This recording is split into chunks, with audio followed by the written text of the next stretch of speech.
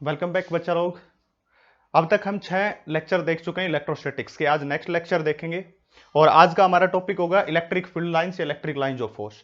इससे पहले वाले जितने भी लेक्चर है सबको टेलीग्राम चैनल के ऊपर मैंने डाल दिया है। जो भी उसका कंटेंट था, हमने कंटेंट देखा था, वो सारा कंटेंट वहां पे आपको मिल जाएगा। साथ साथ ज्यादा से ज्यादा शेयर कीजिए ताकि जरूरतमंद या जिनको एक्चुअल में इनकी जरूरत है वहां तक पहुंच सके। मैं कंप्लीट सिलेबस उसी हिसाब से पढ़ रहे हैं जो आपको सीबीएसई या किसी बोर्ड, साथ साथ आईआईटी नीट में हेल्पफुल रहेगा। और हेल्पफुल ही नहीं रहेगा बल्कि मैं ये कहता हूं कि आपको उसको क्रैक करने में भी मदद करेगा। आज का टॉपिक है, ज्यादा टाइम ना लेते हुए बढ़ते हैं, electric field lines. Electric field lines, देखिए इलेक्ट्रिक फील्ड लाइंस के बारे में बात करते हैं।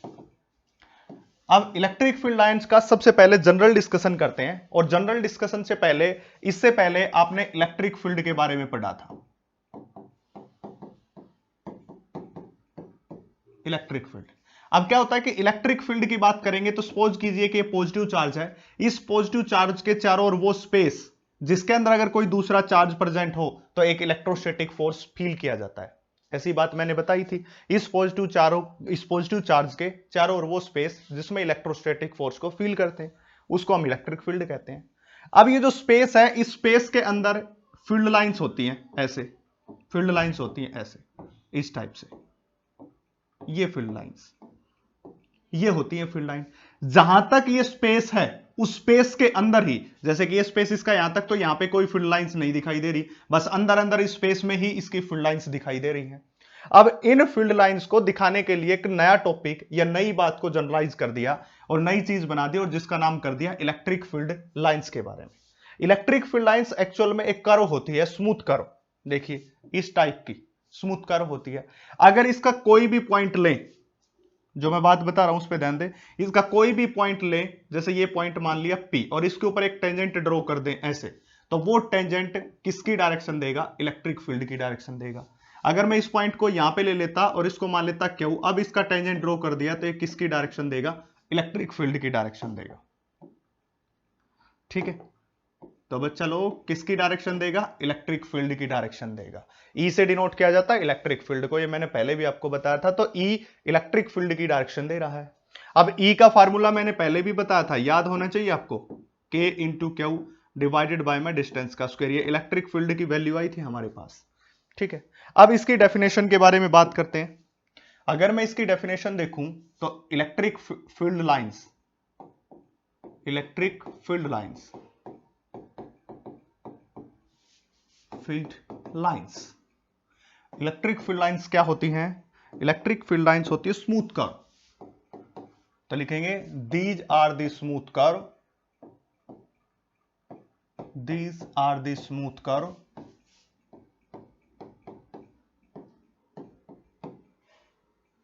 along which, these are the smooth curve, इसकी ये वाली डेफिनेशन नहीं लिखेंगे, दो डेफिनेशन होती है, मैं एक बता रहा हूं। These are the smooth curve tangent on which, लिखेंगे tangent on which, tangent on which gives the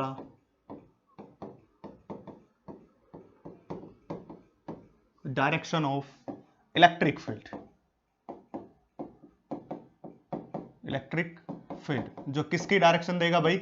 electric field की डायरेक्शन देगा। Gives the direction of electric field. ठीक है, अब देखिए सपोज कीजिए कि हमने कोई स्मूथ कर्व ले ली, बात करता हूं, जैसे कि मैंने कोई स्मूथ कर्व ले ली, इस स्मूथ कर्व के ऊपर अलग अलग पॉइंट मान लिए। एक पॉइंट ये ले लिया जिसको P कह दिया, एक पॉइंट ये ले लिया इसको Q कह दिया, एक पॉइंट ये ले लिया इसको R कह दिया। अगर इसके अलग अलग पॉइंट के ऊपर कोई टेंजेंट देखा जाए, सपोज कीजिए कि मैं इसके ऊपर एक टेंजेंट देखना चाहता हूं, ये देख लिया, ठीक है, और एक मैंने क्या देख लिया टेंजेंट इसके ऊपर, ये देख लिया, एक टेंजेंट क्या देख लिया इसके ऊपर देख लिया। टेंजेंट का तो पता होगा ना, किसी सर्कल के ऊपर टेंजेंट कैसे ड्रॉ किया जाता है, ऐसे ड्रॉ करते हैं। तो ये सभी के सभी किसकी डायरेक्शन दे रहे हैं भाई? इलेक्ट्रिक फील्ड की डायरेक्शन देंगे। किसकी डायरेक्शन देंगे? इलेक्ट्रिक फील्ड, इसलिए इसका नाम क्या होता है? Electric field lines. अभी अभी मैंने बताया था कि सारी बातें होती ही इलेक्ट्रिक फील्ड के बारे में है। ये जो स्पेस के अंदर जितना भी इलेक्ट्रिक फील्ड है, इसको डिनोट करने का तरीका है ये सिर्फ, एक्चुअल में जो इलेक्ट्रिक फील्ड लाइंस आप पढ़ रहे हो, जो स्पेस के अंदर इलेक्ट्रिक फील्ड एग्जिस्ट कर रहा है, उसको डिनोट करने का ये तरीका है। अब कहोगे कि सर इतना डीप में क्यों लेके जा रहे हो? क्योंकि बच्चा लोग इतना डीप में तो जाना ही पड़ेगा, थोड़ा सा मुश्किल नहीं है, चीजें है आसान, बट इसका फायदा ये होगा कि नीट और आईआईटी में डायरेक्ट क्वेश्चन आएंगे जिसमें इन सब चीजों का यूज होगा, आपके लिए वो बेनिफिट रहेगा, इजिली आप उसको सोल्व कर सकते हो। अब क्या होगा, इलेक्ट्रिक फील्ड और टेंजेंट, जिसके ऊपर डायरेक्शन ऑफ इलेक्ट्रिक फील्ड दी थी हमने, ये आ गई, ये किसकी डायरेक्शन होगी, इलेक्ट्रिक फील्ड की। अब हम क्या बात करते हैं, इसकी कुछ प्रॉपर्टीज बात करते हैं, इलेक्ट्रिक फील्ड लाइंस की क्या क्या प्रॉपर्टी हो सकती है। तो properties of electric field lines, properties, इसको इलेक्ट्रिक फील्ड लाइंस या इलेक्ट्रिक लाइंस ऑफ फोर्स के नाम से भी बोला जाता है। ज्यादा बड़ा ये लेक्चर नहीं होने वाला है, क्योंकि केवल इलेक्ट्रिक फील्ड के बारे में ही डिस्कस कर रहे हैं हम यहाँ पे, कोई ज्यादा बड़ी चीजें नहीं है। तो अगर इसकी मैं प्रॉपर्टीज की बात करता हूं, तो प्रॉपर्टीज के अंदर सबसे पहली प्रॉपर्टी क्या होती है, field lines start from positive charge. कहां से स्टार्ट होती है, पॉजिटिव चार्ज से, start from positive charge, positive charge से स्टार्ट होती है, field lines start from positive charge. अब पॉजिटिव चार्ज से कैसे स्टार्ट होती है, सपोज कीजिए कि ये पॉजिटिव चार्ज है और इससे फील्ड लाइंस निकलेंगी ऐसे ऐसे,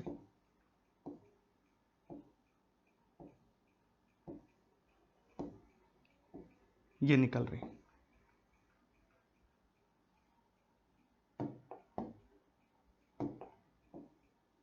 ऐसे निकलेंगे, ठीक है भाई। तो फील्ड लाइन निकल रही है सभी के सभी, आपने देख लिया होगा। तो ये सारी क्या है, फील्ड लाइंस निकल रही हैं, जैसे कि ये भी सारी फील्ड लाइंस थी, इसको दोबारा से बना देता हूं मैं, देखो ऐसे, ये सारी क्या हो जाएंगी, फील्ड लाइंस हो जाएंगी। और ये कहां पे जाके मिल रही है, इन्फिनिटी के ऊपर, यहां से स्टार्ट होके इन्फिनिटी के ऊपर, पॉजिटिव चार्ज से स्टार्ट होके और कहां तक जा रही है, इन्फिनिटी तक जा रही है, ठीक है। ये पहला पॉइंट था।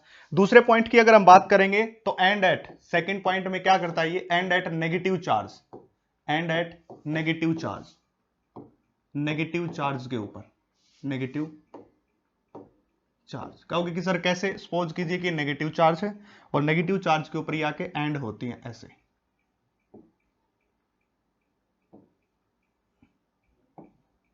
ऐसे ऐसे ऐसे बच्चा लोग, ऐसे एंड होती है नेगेटिव चार्ज पे, पॉजिटिव से स्टार्ट होती है और नेगेटिव पे क्या होती है आके एंड होती है, पॉजिटिव से स्टार्ट होके नेगेटिव पे एंड होती है, ऐसे एंड होती है, ठीक है।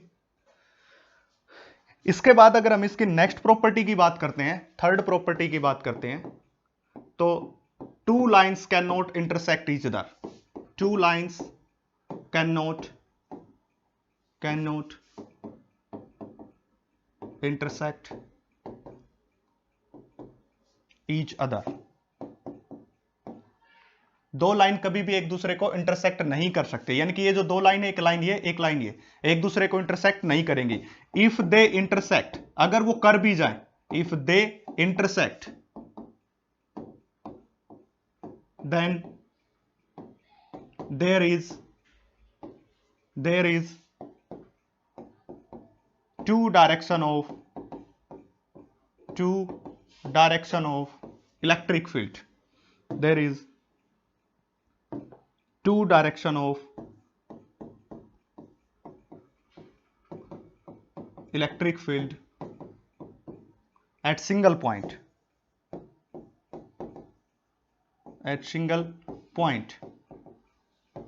which is impossible,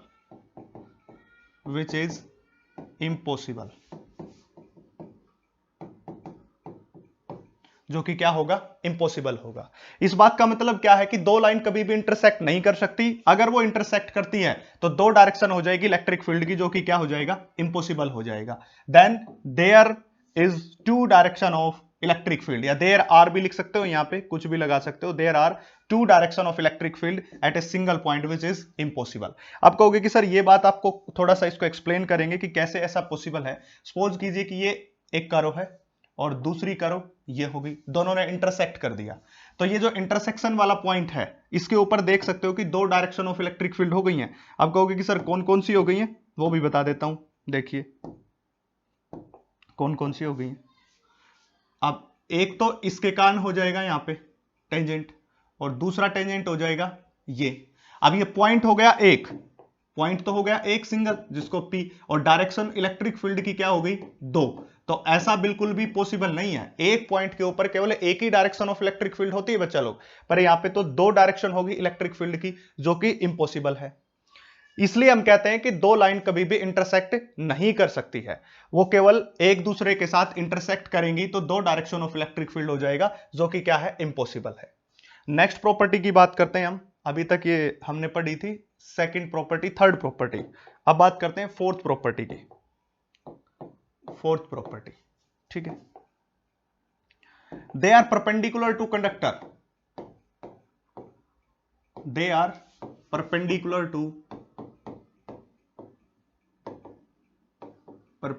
to conductor.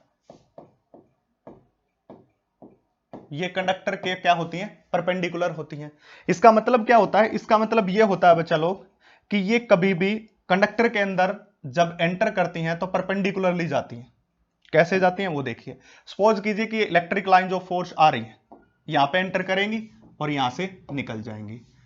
यहां पे जो एंगल होगा वो कितना होगा? 90 डिग्री। यहां पे भी एंगल होगा वो कितना होगा? 90 डिग्री। सपोज कीजिए कि ये कंडक्टर है, तो जब ये कंडक्टर के अंदर एंटर कर रही है तब भी एंगल 90 डिग्री बन रहा है, जब ये कंडक्टर से बाहर निकल रही है तब भी एंगल 90 डिग्री बन रहा है। इसलिए कहते हैं they are perpendicular to conductor, conductor के परपेंडिकुलर है। और inside the conductor electric line of force zero, तो इलेक्ट्रिक फील्ड भी कितना? जीरो, क्योंकि इस कंडक्टर के अंदर कोई भी इलेक्ट्रिक फील्ड लाइंस नहीं जा रही है, इसलिए इसका इलेक्ट्रिक फील्ड भी क्या हो जाएगा? जीरो हो जाएगा। क्यों हो जाएगा इसको आगे वाले टॉपिक में एक्सप्लेन भी करना है हमें। अब यहां पे एक इंपॉर्टेंट बात है कि ये 90 डिग्री के ऊपर एंटर करती है और 90 डिग्री के ऊपर क्या करती है? लीव करती है। अब कहोगे कि सर ये इंपॉर्टेंट क्यों है? इसके ऊपर एक बार नीट के अंदर क्वेश्चन पूछा गया था, कैसे पूछा गया था वो मैं बता देता हूं।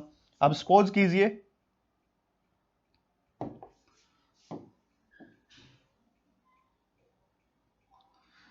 ये कोई सर्कल है और उसने कह दिया कि इसमें से इलेक्ट्रिक लाइन जो फोर्स एक एंटर की ऐसे और ऐसे बाहर निकल गई, पहली लाइन। दूसरी लाइन आई, ऐसे आई और ऐसे निकल गई। तीसरी लाइन आई, ऐसे एंटर हुई और सीधी ऐसे निकल गई। अब ये लाइन थी फर्स्ट, ये लाइन थी सेकंड और ये लाइन थी थर्ड। ये क्या क्वेश्चन था? क्वेश्चन विच इज पॉसिबल, कौन सी लाइन इसमें से होगी? Which is correct, which is correct, ये क्वेश्चन दिया हुआ था, नीट के अंदर पूछा गया क्वेश्चन है ये। अभी हमें बताना है कि इसमें से कौन सी करेक्ट है, ये बात हमें बतानी है। देखिए ये बात हमें बतानी है, इसमें से कौन सी करेक्ट होगी। अगर हम इसकी बात करते हैं तो देखिए, सबसे पहले अगर मैं ये बात करूं तो यहां पे ये एंगल 90 डिग्री तो नहीं है, और मैंने पहले ही बताया था कंडक्टर के अंदर जब एंटर करेंगे तब भी 90 डिग्री और जब बाहर निकलेंगे तब भी 90 डिग्री। तो ये इस आर्क के, देखिए ये आर्क बन रही और इस आर्क पे ऐसे गया, तो ये एंगल कभी भी 90 का नहीं हो सकता, नहीं है। अब दूसरी की बात करते हैं। दूसरा जो देखिए ऐसे आया है, ऐसे ऐसे और ऐसे ही निकला है, मतलब ये एंगल भी कितने का बन रहा है? 90 डिग्री का, और ये एंगल भी कितने का बन रहा है? 90 डिग्री का। तो सेकंड वाली क्या हो जाएगी? बिल्कुल करेक्ट हो जाएगी। तो ऑप्शन नंबर सेकंड इसका क्या हो जाएगा? Right answer. थर्ड की बात करेंगे, ये यहां पे तो 90 बना रहा है बट यहां पे जो है 90 नहीं बना रहा, इसलिए थर्ड वाली भी नहीं हो सकती। नीट के अंदर आया हुआ क्वेश्चन था बच्चा लोग, नीट के अंदर पूछा गया क्वेश्चन ऐसे, इस हिसाब से इसमें से क्वेश्चन आया था। ये थी हमारी प्रॉपर्टी, फोर्थ प्रॉपर्टी। अब हम बात करते हैं फिफ्थ प्रॉपर्टी की। चार प्रॉपर्टी हम देख चुके हैं। अब फिफ्थ प्रॉपर्टी की जब हम बात करते हैं तो ये क्या करेंगे? लेंथ वाइज कॉन्ट्रैक्ट करती हैं electric field lines, electric field lines contract length wise, contract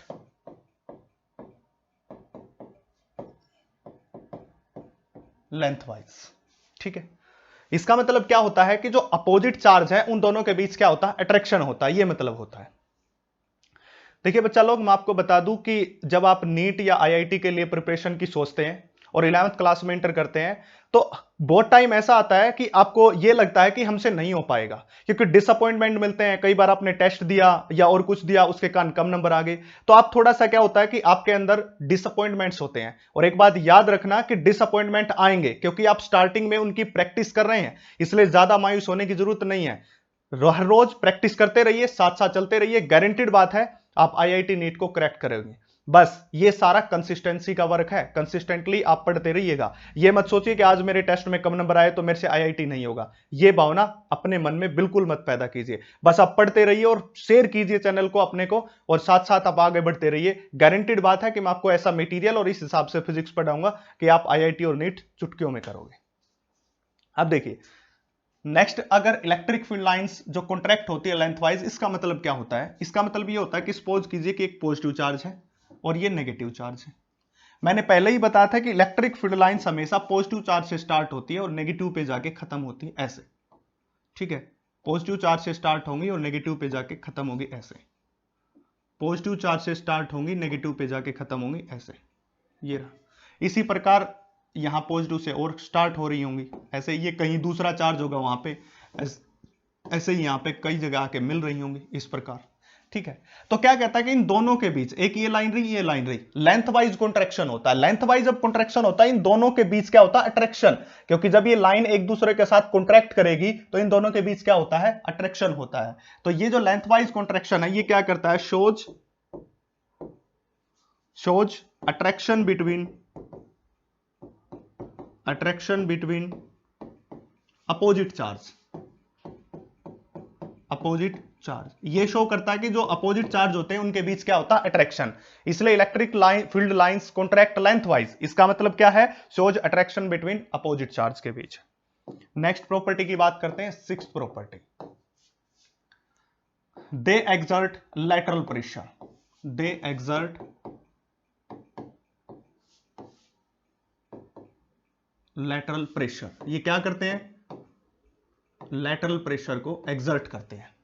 और लेटरल प्रेशर को एक्सर्ट करने का मतलब क्या है? कि दो सेम चार्ज के बीच क्या होना? रिपल्सन होना। कैसे? जैसे कि इससे रे ऑफ लाइट, इससे इलेक्ट्रिक फील्ड लाइंस चलेंगी, इससे इलेक्ट्रिक फील्ड लाइन चलेंगी, इससे इलेक्ट्रिक फील्ड लाइन देखिए ये चलिए ओरिजिनेट होके जा रही है ऐसे, क्योंकि पॉजिटिव चार्ज से स्टार्ट हो रही है, बहुत सारी स्टार्ट हो रही हैं, बहुत सारी ऐसे, बहुत सारी स्टार्ट हो रही इलेक्ट्रिक फील्ड लाइन, ठीक है। इसी प्रकार इस पॉजिटिव से स्टार्ट होंगी, इस पॉजिटिव से स्टार्ट होंगी ऐसे, ठीक है। अब क्या होता कि अगर इन दोनों के बीच अट्रैक्शन होता तो ये जो फील्ड लाइंस है यहां तक पहुंचती, पर यहां तक नहीं आएंगी। क्यों नहीं आएंगी? क्योंकि ये लाइन इसके ऊपर एक प्रेशर एक्सर्ट कर रही है। ये लाइंस, ये वाली लाइंस, जो ये वाली लाइंस है, ये इसकी जो लाइंस है और इसकी जो लाइंस है, इन वाली लाइंस को क्या कर रही है? रिपेल कर रही है, प्रेशर एक्सर्ट कर रही है, इसको दूर भेज रही है। इसी प्रकार ये लाइन इसको दूर भेज रही है, तो ये क्या करता है? Shows repulsion. Shows repulsion. किसको शो कर रहा है? रिपल्सन को शो कर रहा है। रिपल्सन बिटवीन सेम चार्ज के बीच, ठीक है। तो सेम चार्ज के बीच क्या शो कर रहा है? रिपल्शन शो कर रहा है। हर एक फैक्ट ऐसा होगा, हर एक चीज में अलग बात मिलेगी। बस आप इसके साथ बने रहिए और शेयर कीजिए, उन बच्चों तक दीजिए जिसको इसकी जरूरत है। मैं गारंटीड बात लेता हूं कि यूनिक आपको सॉल्यूशन और एक यूनिक मटेरियल आपको मिलेगा और यूनिक बातें आपको बताई जाएंगी कि कैसे आप उसको पार कर सकते हैं। अब इसमें एक खास बात मैं आपको बता दूं, वहां पे कोई भी फील्ड लाइंस नहीं होती है, ना तो ओरिजिनेट होती है फील्ड लाइंस और ना ही टर्मिनेट होती है स्पेस के अंदर। अगर चार्ज स्पेस के अंदर प्रेजेंट है, ये इंपॉर्टेंट प्रॉपर्टी है, if charge present in space,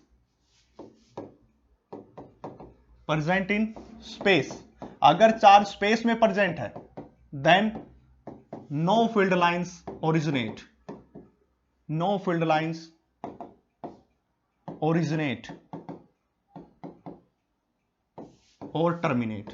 ना तो कोई फील्ड लाइन टर्मिनेट होगी और ना कोई फील्ड लाइंस ओरिजिनेट होगी अगर वो चार्ज किस में प्रेजेंट है? स्पेस के अंदर प्रेजेंट है। याद रखें इस बात को, इंपॉर्टेंट प्रॉपर्टी है। कई बार क्वेश्चन पूछ लिया जाता है कि अगर कोई चार्ज स्पेस में प्रेजेंट है तो क्या उससे फील्ड लाइंस कोई ओरिजिनेट होंगी या फील्ड लाइन टर्मिनेट होंगी? तो कोई भी फील्ड लाइंस ना तो टर्मिनेट होंगी और ना ही ओरिजिनेट होंगी। अब देखिए इलेक्ट्रिक फील्ड लाइंस की अगर हम बात करते हैं, अभी तक जो हमने पढ़ा है, जहां पे इनकी क्राउड ज्यादा होगी वहां पे इलेक्ट्रिक फील्ड स्ट्रॉन्ग होगा। अगर नेक्स्ट प्रॉपर्टी बात करें, 7th property, electric field is strong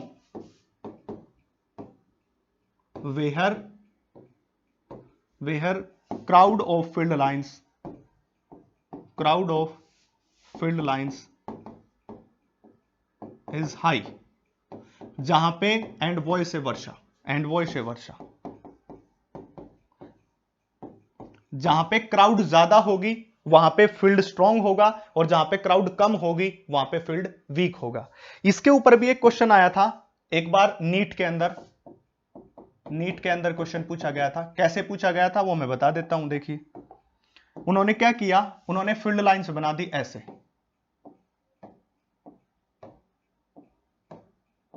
इस प्रकार से ये फील्ड लाइंस बना दी। उसने एक पॉइंट यहां पे मान लिया P और एक पॉइंट यहां पे मान लिया Q। अब पूछ लिया कि जो इलेक्ट्रिक फील्ड एट P है and electric field eight Q है, उन दोनों में रिलेशनशिप क्या है, इलेक्ट्रिक फील्ड एट P और इलेक्ट्रिक फील्ड एट Q। अब आपको दिखाई दे रहा होगा कि जो इलेक्ट्रिक फील्ड एट P के ऊपर है वहां पे स्ट्रेंथ ज्यादा होगी इलेक्ट्रिक फील्ड की, यानी कि इलेक्ट्रिक फील्ड जो P पॉइंट के ऊपर है वो ग्रेटर देन होगा electric field eight Q point के ऊपर। आंसर ये आना चाहिए। अब कहोगे सर ऐसा क्यों? ऐसा इसलिए क्योंकि जब हम बात करते हैं P पॉइंट के ऊपर, तो इस P पॉइंट के ऊपर क्राउड ज्यादा है इलेक्ट्रिक फील्ड लाइंस की, और जहां पे क्राउड ज्यादा होगी वहां पे इलेक्ट्रिक फील्ड भी क्या हो जाएगा, स्ट्रॉन्ग हो जाएगा। और जहां पे क्राउड कम होगी, इस Q पॉइंट के ऊपर इलेक्ट्रिक फील्ड लाइंस की क्राउड कम है, तो यहां पे क्या होगा, इलेक्ट्रिक फील्ड वीक होगा। तो इलेक्ट्रिक फील्ड स्ट्रॉन्ग और इलेक्ट्रिक फील्ड वीक के बारे में इसने बता दिया है। ये 7वीं प्रॉपर्टी थी, और कैसे नीट में क्वेश्चन पूछा गया साथ साथ वो भी बताया जा रहा है आपको। नेक्स्ट अगर हम बात करें इसकी 8th प्रॉपर्टी के बारे में, तो क्या कहता है कि दीज लाइंस इमेजिनरी है, सारी की सारी एक्चुअल में एग्जिस्ट नहीं करती, these lines are imaginary. Next की बात करेंगे तो दीज लाइंस आर इमेजिनरी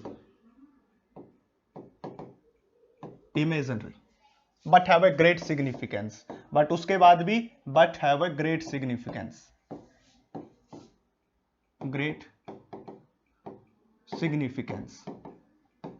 ठीक है। अब कहोगे कि सर इमेजिनरी है तो हमें क्यों पढ़ाया जा रहा है? क्योंकि इनका बहुत बड़ा सिग्निफिकेंस है इलेक्ट्रिक फील्ड की सभी प्रॉपर्टीज को एक्सप्लेन करने का। ये इसकी मदद से इमेजिनरी होने के बाद भी इलेक्ट्रिक फील्ड की सारी प्रॉपर्टीज को हम क्या कर देते हैं, एक्सप्लेन कर देते हैं, इसलिए हम इसको रीड करते हैं, इसलिए हमें इस जो है लाइंस है इलेक्ट्रिक फील्ड लाइंस, इनको पढ़ना पड़ता है। ये कंप्लीट 8 प्रॉपर्टी और इलेक्ट्रिक फील्ड के बारे में थे। कैसे नीट के अंदर क्वेश्चन पूछा जाता है वो भी मैंने साथ साथ बता दिया। ये सारा मटेरियल टेलीग्राम चैनल पे आपको मिलेगा, और सेपरेट से question practice problem, WP weekly practice problem भी आपको मिलेगी। सब कुछ मिलेगा। ज्यादा से ज्यादा शेयर कीजिए और बने रहिए अपने चैनल साइंस राइजर्स के साथ। आज के लिए इतना ही, थैंक यू।